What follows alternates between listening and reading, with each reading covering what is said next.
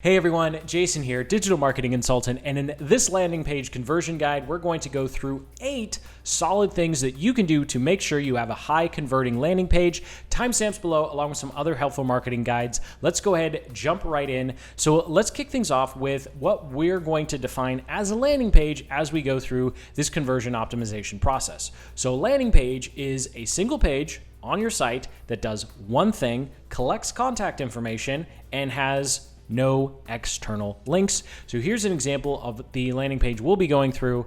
And of course, you can change up the design. This is just a design that we like using because it's simple, easy to put together, and it seems to convert really, really well. Now, when it comes to optimizing your landing page conversions, we're actually not going to start with a headline. We're not going to start with the bullet points or the images or heck, even the colors or the design. We're going to start with why you want people to come to the landing page in the first place. And that is the call to action. You want to have a very clearly defined call to action on your landing page. Now, if you've been building landing pages for a while, you go, oh yeah, I already know that. Why would you start with that? And the answer is simple. Too many landing pages ask for too much information.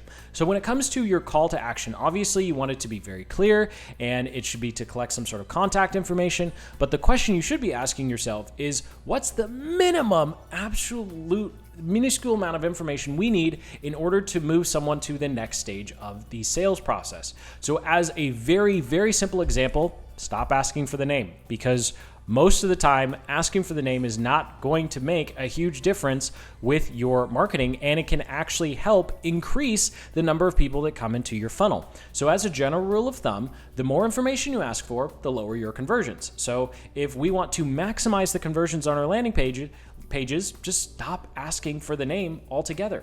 Now, another thing that you definitely want to look into is the text you have on that button. So here's just an example of some different types of text you could put in there, but a very easy way to help increase your conversion rates is have the text on the button related to whatever the offer is. Now, of course, it's going to be different for everyone, which is why there's a ton of different examples here, but just as a silly example, if you were offering a webinar, the button text wouldn't say download now, right? It would probably say register now or save my seat.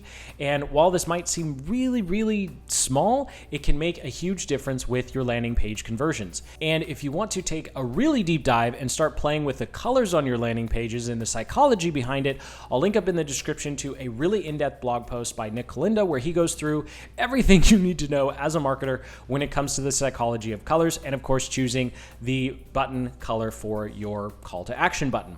Now, O is going to be for offer, and that is, of course, making sure that there's only one offer on your landing page. You want to make it very, very clear what people are actually going to receive when they enter their contact information. Now, this might also seem simple, but it's very easy to confuse people, and so you want to make sure that there is just one lead magnet, there's just one offer on your landing pages. And of course, you may be wondering, well, what do I do with all the other offers that I have, or how do I figure out which offer is going to convert the best? Well, I actually recommend creating a landing page for each specific offer.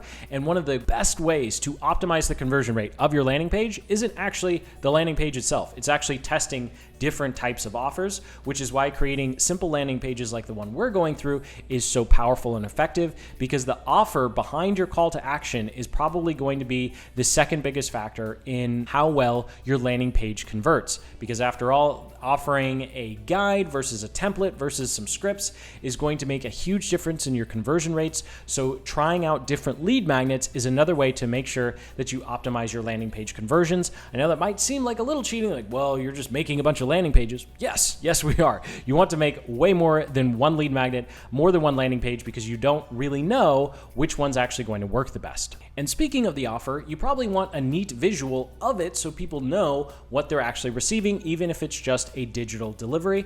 Now, when it comes to landing page design, if you're doing a landing page similar to the one we're looking at here, then I recommend keeping the images as minimal as possible, which means you really only need one good image of your lead magnet. And once we get into other sections like reviews, you might have some pictures of other people. But when it comes to making sure that your one offer is very clear, one of the ways we can do this is making sure that we only have one main image for our lead magnet or the offer for that page.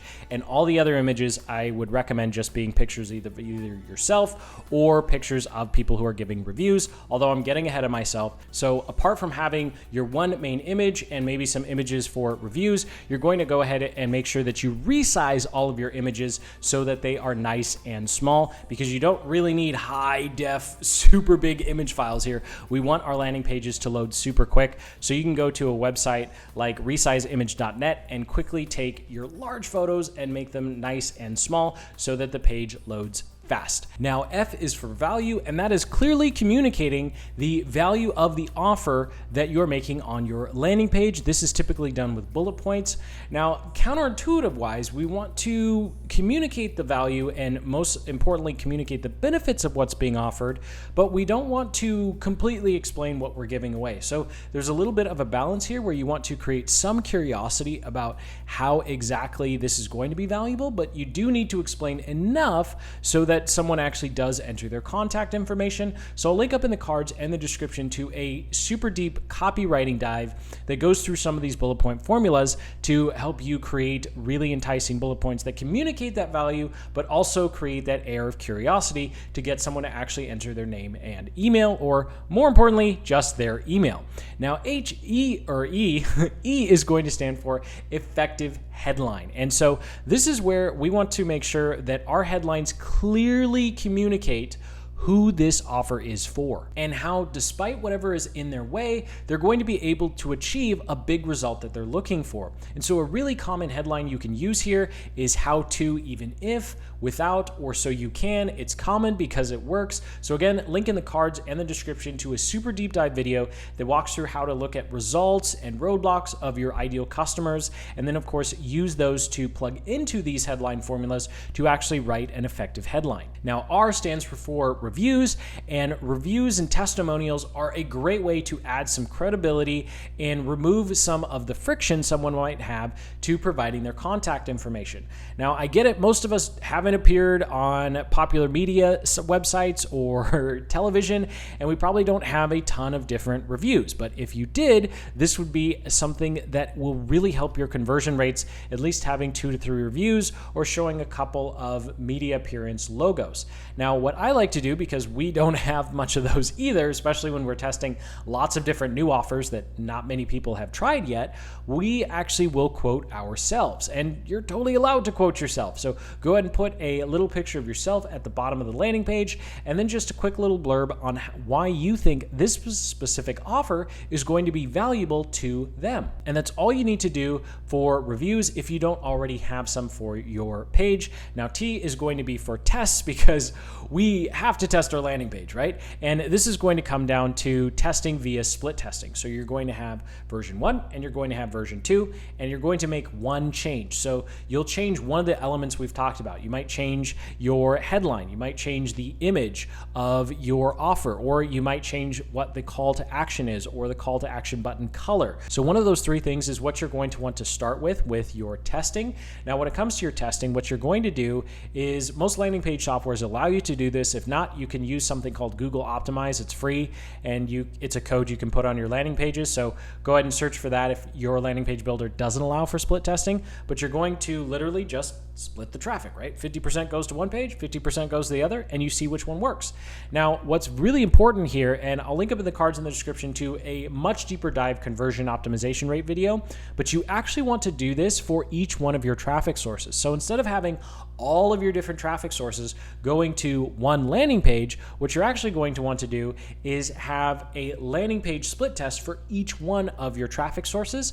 And just make sure that your landing page split tests are big, where you're not just changing one word in the headline. You're trying a completely different headline, or you're trying a completely different image and not just changing a little bit of colors. The only time where I recommend actually split testing the colors is going to be the call to action button. And that's where color is really going to matter a lot, and you could see a big difference. Whereas just changing the color of your headline or changing some colors in your lead magnet probably isn't going to be something that you really want to test. And finally, for S, to complete our converts acronym here, we are going to look at site speed with the oh so important site speed. The statistics is something crazy. Like every second that it takes for your landing page to load, you can lose anywhere from 50 to 80% of your potential viewers. And so you can use something like Google's page speed insight test, and you can just go to Google and type in page speed test, or you could use Pingdom's page speed test.